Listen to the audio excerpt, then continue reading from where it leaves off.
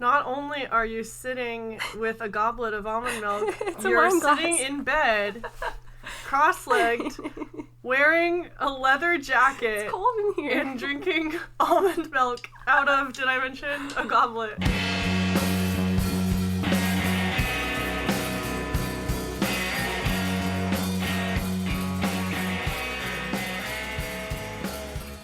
Hello there, friends. It's me, Christina, and this is Pickles and Vodka, a mental health podcast where imperfect people have imperfect conversations. Before we go any further, I want to announce that Spotify now gives you the option to rate your favorite podcasts. This is brand new. I've never really been one to ask for ratings or reviews on this podcast because it makes me feel really awkward. But if you're listening to this on Spotify, you don't even have to pause it. All you have to do is click Pickles and Vodka, go to the page where all my episodes are on, and then I think right underneath the show description, you can give it a rating. One of my goals for this year is to grow the podcast. I don't really know how yet, but it's definitely something I want to do. So if you give me a 5-star rating, you can help me out with that and spread the word, you know, make people look up and be like, who is that bitch? Who's the pickle girl? My friend sent me this amazing TikTok the other day. It was, or I guess it was a reel, whatever they do on Instagram, a reel. It was this pickle girl, and I posted it in my story. If you saw it, you know what I'm talking about. If not, you'll just have to take my word for it. But yeah, give me a rating on Spotify. I would just appreciate it so much. And if you want to go even one step further, you can go to Apple Podcasts and give me a review. I want to take this moment to read one of the reviews that someone gave me months ago. I just never really read it until now because I'm trying to get my shit together and grow the podcast, like I said. But I want to read this really sweet review that Roboman463 posted in March of 2021, so about a year ago. The review says, really authentic conversations. This show is for people who want to know they aren't alone. It's filled with authentic conversations in vulnerable moments. Check it out. First of all, thank you so much, Roboman463. I know their true identity. It's one of my former guests. Your words just mean the world to me, and I appreciate every single bit of feedback that I can find. I don't know, when I started the podcast, I didn't think anyone would listen besides my mom, and so it still surprises me when people actually have stuff to say about the episodes. It really warms my little heart. I don't know, I feel kind of rushed making this, even though I have all the time in the world. I feel like during the week I have so many good things to say, and then when it comes time to record, it's just like, I don't know, I feel like it never comes out right. And that's honestly the hardest thing about having a podcast for me is like dealing with my perfectionism. I really hate listening to myself talk, and the editing process is so tedious for me. I don't know. In that way, it continues to be hard, but it's also incredibly cathartic. And every time I think an episode sucks, I go back and listen months later and it's fine. So yeah. I do have an old journal entry to read to you today. I also have some updates of my own life I want to talk about, but before I do that, I want to share with you this conversation that I just had with Caroline. We lounged on her bed for a sec and talked about some things that had been knocking around in our brains that day that actually have a lot to do with what I was going to talk about in this episode later. So, if you guys don't remember Caroline, first of all, what are you doing with your life? Go back and listen to my 2 episodes I have with her, episode 7, I think, like way back in the day, and then another episode last summer, I don't know. I'll put it all in the show notes, but I'm going to transition into that, let her entertain y'all for a little bit, and then we'll come back and I will finish this episode with a journal entry. So you really like rose gold? I used to. I almost got a rose gold vape. You know what? What's that jewelry brand that everybody, I don't know, people kind of are over right now? Pandora. What's Pandora? It's the music? They do charms. No. It's a jewelry brand. They've been around What's a while. special about them? You know, bangly, like a charm bracelet. Jeez. Yeah, that's exactly what I'm trying to say. Can you tell the listeners what you're drinking right now? I didn't even know we were on, man. I just like this to warm up sometimes. I have a goblet of almond milk. What kind of almond milk? It's not just any almond milk. It's Almond Breeze. It's unflavored almond milk in a goblet. No, it's flavored original, which is like some kind of vanilla, but vanilla is also a flavor, so I guess it's not that. And then it's unsweetened original. Not only are you sitting with a goblet of almond milk, you're sitting in bed, cross-legged, wearing a leather jacket. It's cold in here. And drinking almond milk out of, did I mention, a goblet. Oh my god. What distinguishes a goblet from a wine glass? I don't know. We don't need to know. I feel like it's thicker. Yes. I think that's the difference. A goblet just suggests regality. It suggests superiority. Just really okay, superior. So I wanted to talk about something that I experienced that I wanted to see if you experienced too, because you're a woman. And we've shared a lot of experiences because of our upbringing and everything. I am a woman of the world. I mean, okay, I don't know. The result of having an eating disorder for so long is that I don't know what is a normal thing that women experience and what is, well, I'll just tell you the story. Yeah, let's go. So 2 days ago, I woke up feeling suicidal. Everything was an inconvenience. I was crying without realizing it. I didn't know why. I was miserable at work, and I thought that it was depression. And then it turns out I just had my period. Oh my gosh. And yeah, that kind of thing. It was such a, like, I was like, what, is this what everyone feels when they have their period? Yeah. Because I'm not used to the mood swings. It's true, like, it's kind of validating, right? When you realize it's just because of your hormones, and you're actually not quote-unquote crazy. Like, I got on birth control just for acne and just because I didn't want periods. Same! Like, I mean, not that my reason matters or I have to explain it, but, like... let me explain it But it was anyway. really... But I did have to have a good reason to justify it because it put me through a lot getting on it. Like, my moods were crazy. For the first time in my life, I got really sad and anxious all the time. When was this? That was probably 3 months ago. Damn. So, yeah, it was really tough getting on it because it's a pill. Yeah. And it's really nice not having periods and not, like, having as many mood changes anymore. But going on it... And then also the period of time where I was working and I left it at home and I was off for like 2 days and then I went back on. My emotions were just out of control. I felt lethargic, like just I didn't want to do anything. Yeah. That's scary. And so but the thing is, it was really validating knowing that was the reason. Mm-hmm. Like, that's what the only thing that kept me sane was knowing it was because of something external. It was because of the hormones and the changes in my physical body. Yeah. And it would pass because I'd get used to it. And if I didn't, I would switch or get off of it. That's the thing. You have more control over your body than you realize. But at the same... Like, I don't know. Sometimes I feel like I don't have any control. Yeah. Well, like... Or, like, if you don't realize that that's the reason, it's hard to distinguish. Because you deal with, like, mood stuff already. Like, everyone who doesn't have mental illness also has hormonal imbalances. Oh, yeah. Or, like, I don't know, everyone deals with it. And then to have a mental illness on top of it, it's just like, how am I supposed to know what to feel? How do I know what's normal and what's not? Like, how am I supposed to feel in this body?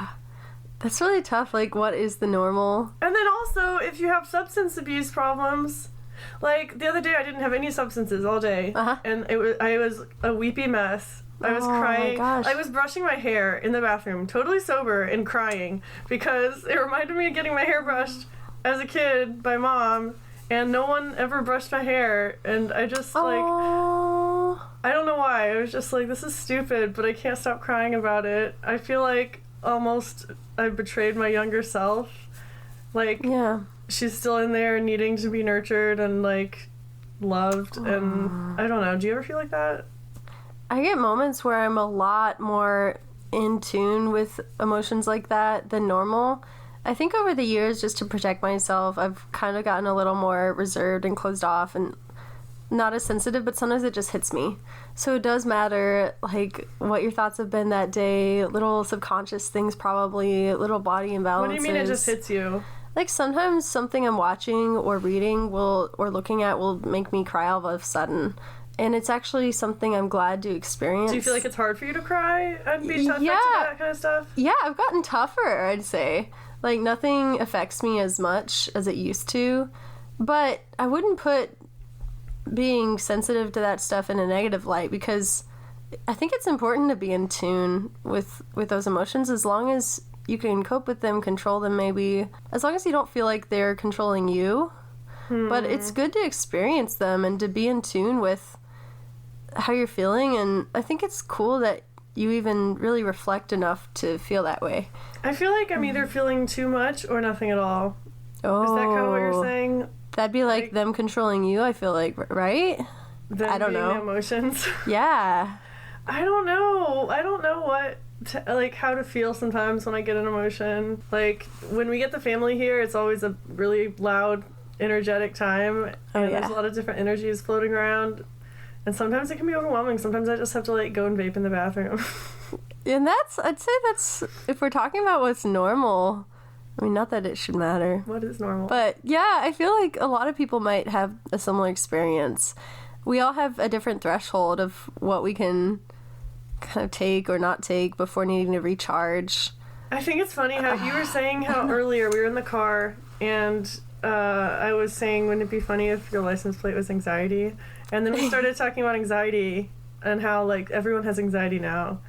And I think some people have gone through this crisis and become more anxious. Like, I consider myself one of those people. Like, I worry, I mean, we'll talk about this later. I worry about death a lot. I worry about people close to me dying or getting sick. And it just gives me so much anxiety. But I don't know. I feel like you have kind of taken all these crises and just kind of used it to be you used the word tougher, but there's a better word. I just don't give a damn about a lot of things. Like, or I don't come out that much into it. Like, I think, well, they could die, but they could also live. And, like, it doesn't affect me because it's not real yet.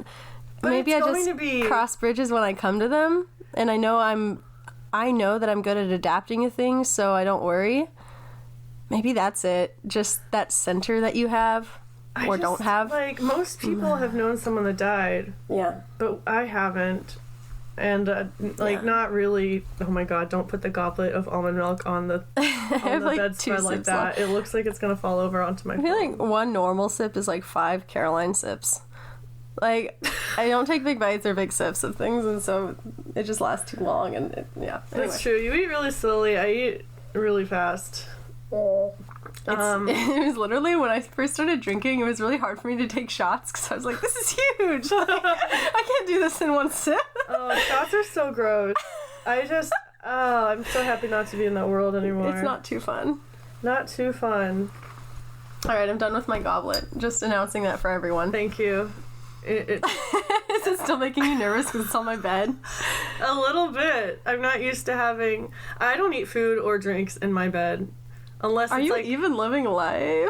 Well, I used to, and I've ruined so many bedspreads. A lot of people would disagree with my way of things because it's kind of gross. It's true. Like, you get crumbs on there sometimes. Sometimes I just sweep off the crumbs and then I have to vacuum. I like that you're sharing this with me while we're in your bed recording a podcast. You're sharing that you've used it as your own personal trough. My buffet. A buffet.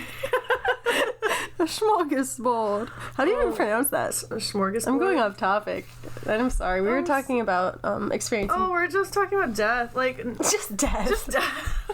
Could you put this on the bedside table? Oh, you just shoved it in my face. That's what she said. I have a drink too, actually. This is why I put it on my bed, because there's no space on my bedside table. Well, maybe you need a better bedside table. Wow. Maybe I need less stuff. There's a lot there. There's a lot going on. Anyway. It's a lot. And I record here every Sunday now, apparently. Yay!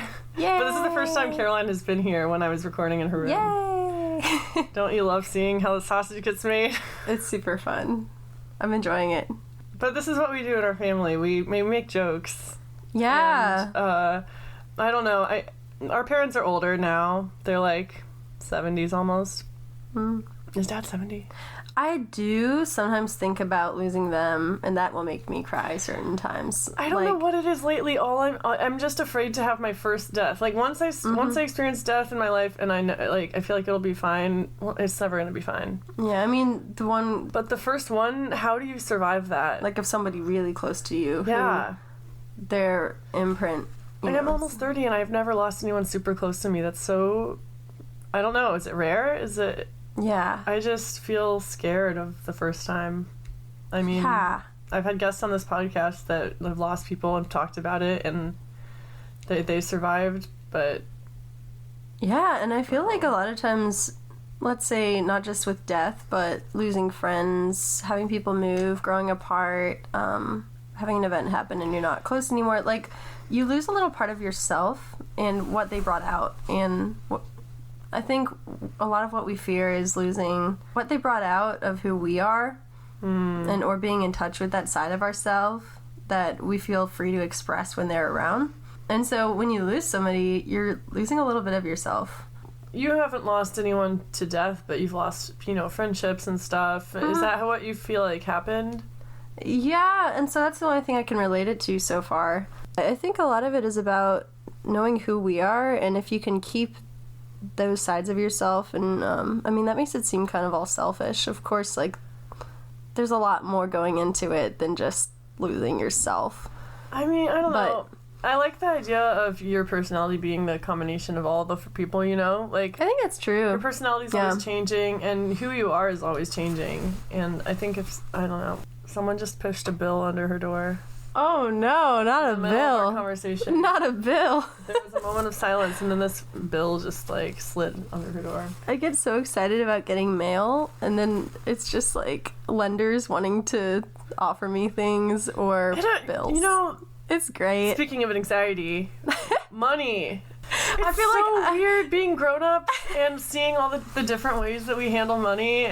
I have a plan I was telling her my situation earlier, and I have a plan for it, and I know I won't be in a good spot until like 2 years from now.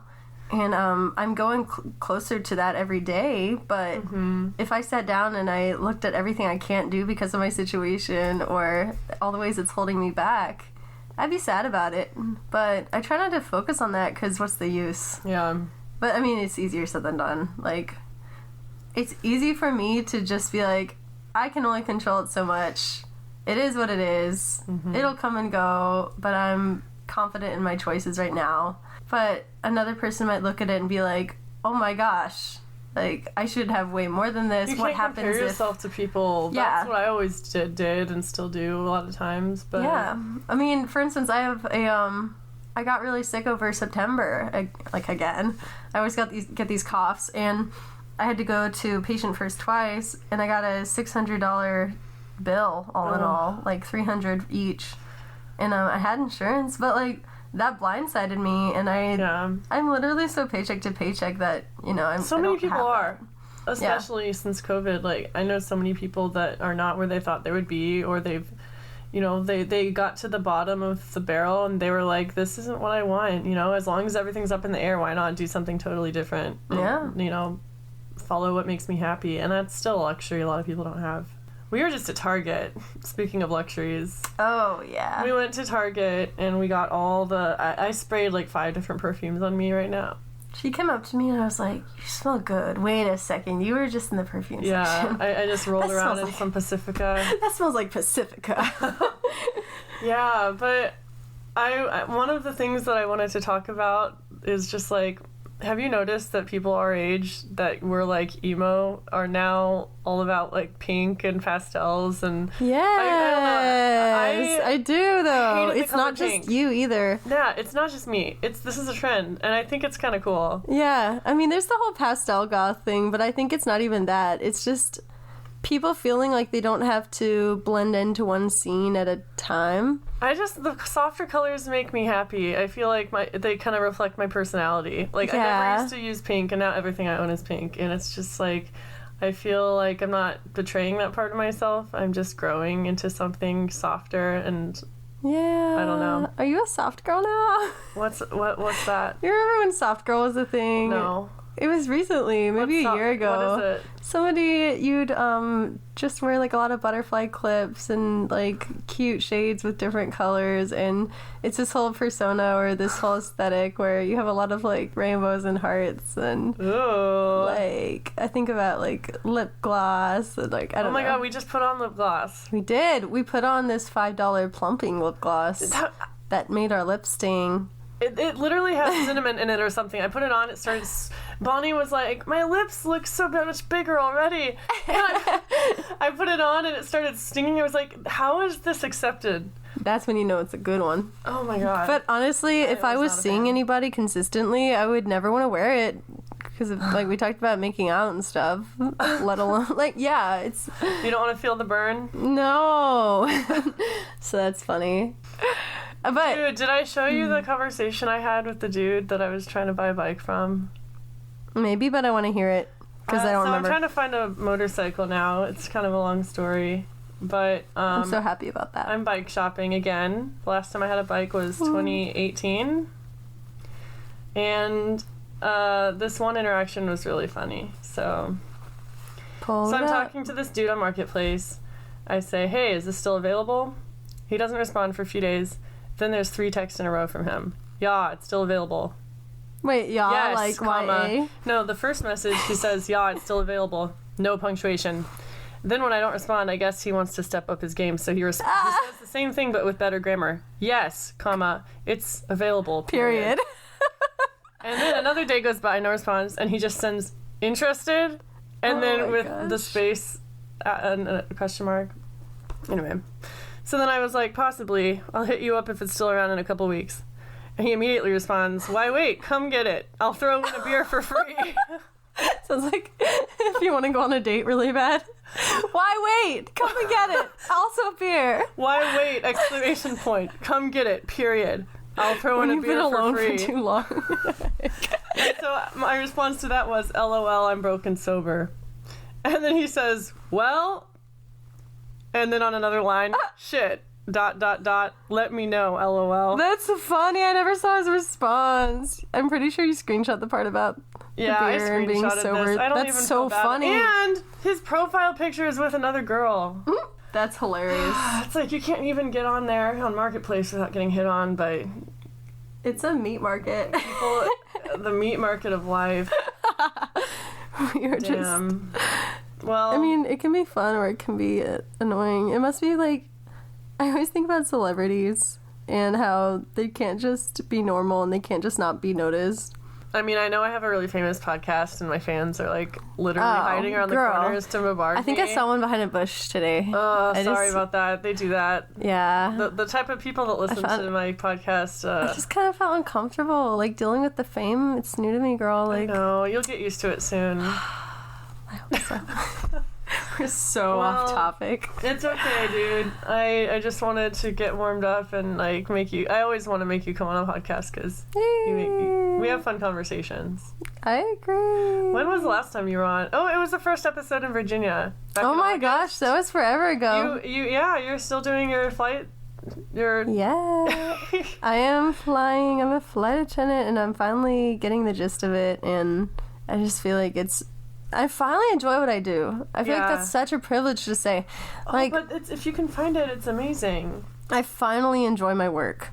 And I don't have that feeling of dread. Like, I mean, there are things I don't especially look forward to, but I just like what I do. And that's actually something I've never experienced before this. I feel like it's really a privilege. You made that happen, though, and you got it. It could have not worked out. And yeah. But you decided that it was important to you to try something new, and you did it. That's super inspiring. I just never knew it could actually happen, but it took a leap for sure. And it's not all rainbows and butterflies, because, you know, my financial situation, it's not making me much yet. But, like, you're young, you know. But it's possible right now. You can do it. Yeah. And I've really envisioned this my career, and so, like, that gives me a sense of peace. Yes. Just knowing I like where I am, and I can stay probably if I want to, or... You know, I'm in this industry now if I want to branch out. And we were just saying, like, think of what life will look like just a year from now. So much can happen in a few months. Yes, so much. Especially as you get older, the years go by faster. The years start coming and they don't stop coming. Did I quote that wrong? Yeah, no, dude, it's right over there. I literally quoted that in my last episode. We read it. Oh, I love that. Yeah. There's never a time not to quote that. There is always a smash mouth for the season. It's true. But yeah, thank you for being on and talking to me. It was so fun. Saying hi to my listeners. Hi, listeners. Stay spicy. And we thank you for being our number one sponsor because you donate the studio to us, if you will. Oh, yeah. I made my bed just for you. Shh, quiet. They can't know that our studio is really just a bed. They're gonna think I'm a slob because I just talked about having almond milk in a goblet on my bed, and then I talked about having like crumbs in my sheets. That doesn't make me think that now my bed wasn't made. It just makes me think that you're weird. It's good if they think I'm weird because that's just the tip of the iceberg. If you listen to almond milk in bed, I meant to say. If you listen. I meant to say if you drink almond milk in bed. Oh my god. Don't let me know, but let Caroline know so she can feel like she's normal. Yeah. I don't want to hear about that shit. Why be normal, I guess. Don't contact me about almond milk in bed.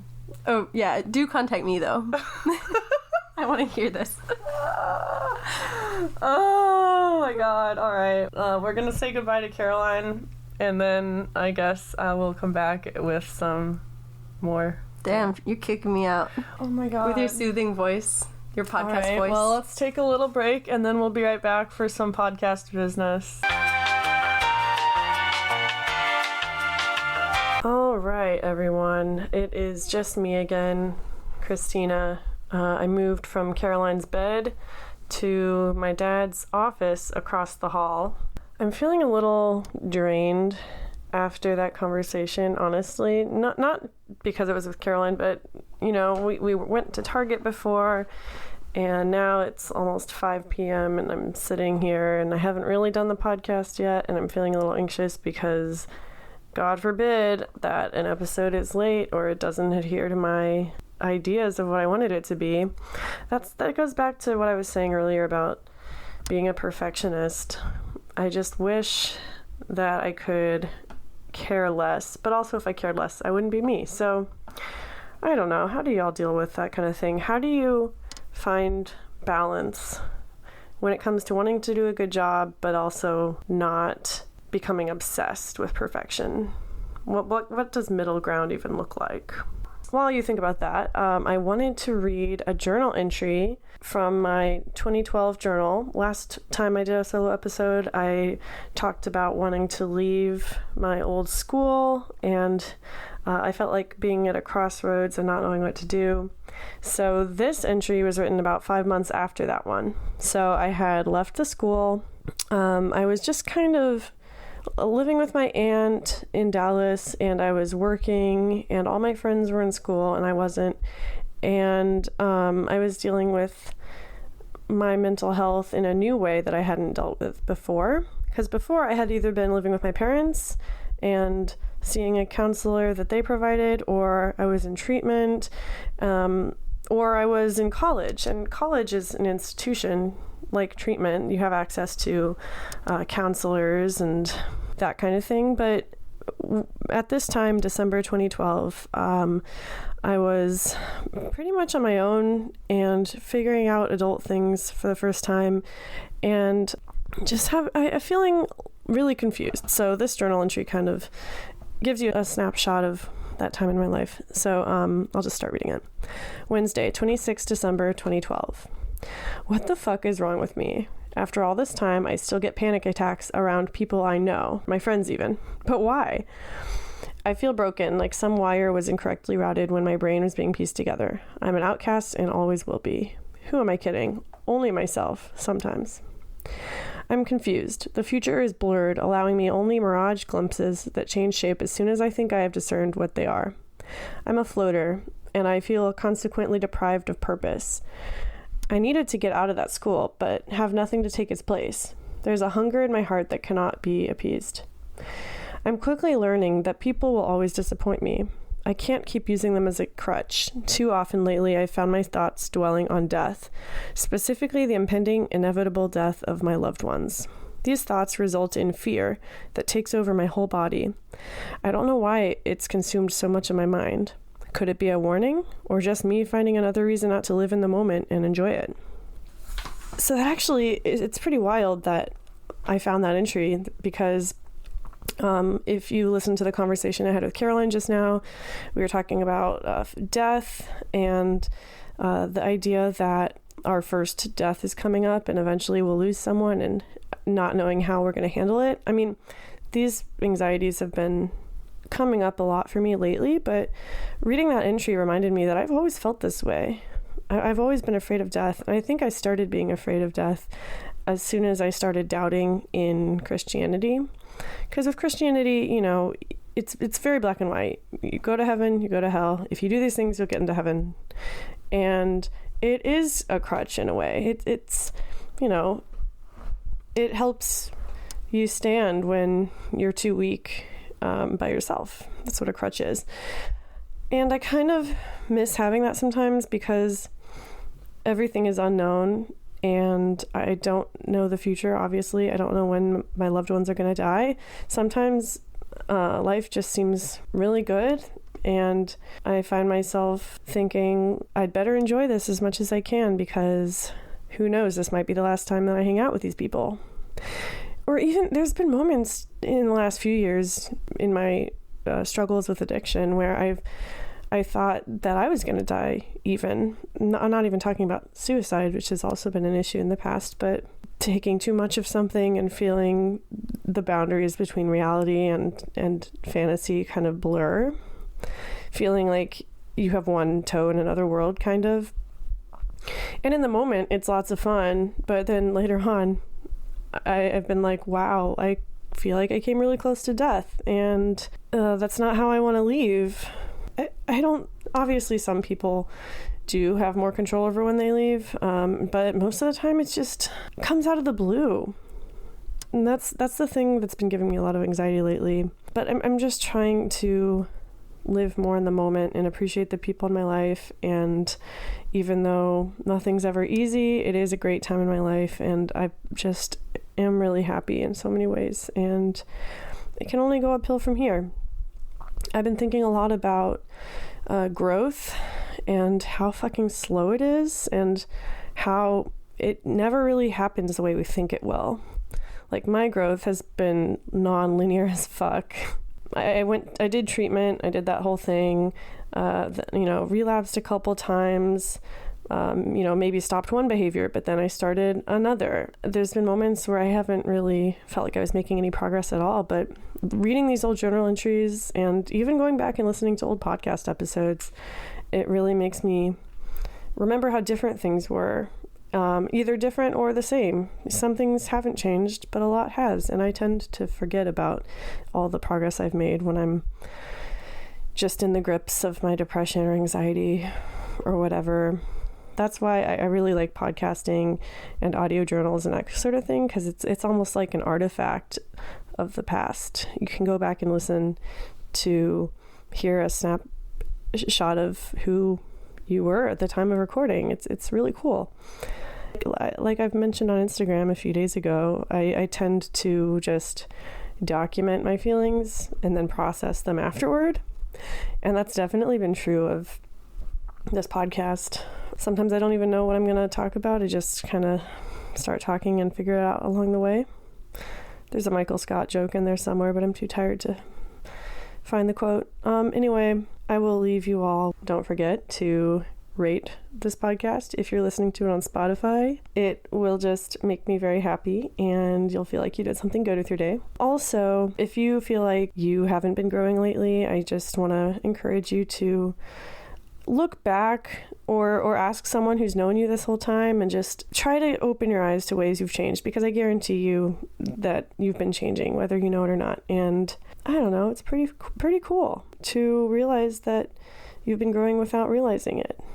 It's like, oh, I guess all this was worth it somehow after all.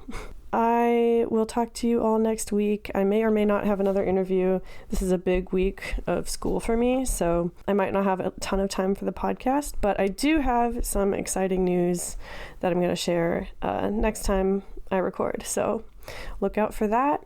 And in the meantime, stay safe, take care of yourselves, and remember that it's okay to have imperfect conversations sometimes.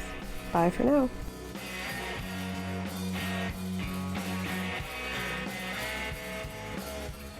Hello friends, it's Christina again. As always, thank you for listening. If you want to support Pickles and Vodka, you can Give us a rating or a review on Apple Podcasts. Follow us on Facebook and Instagram, Pickles and Vodka Podcast. If you could relate to anything at all we talked about today, or you just want to say hi, email me at picklesandvodkapodcast@gmail.com or DM me on Instagram at picklesandvodkapodcast. Stay safe and have a good week. Bye.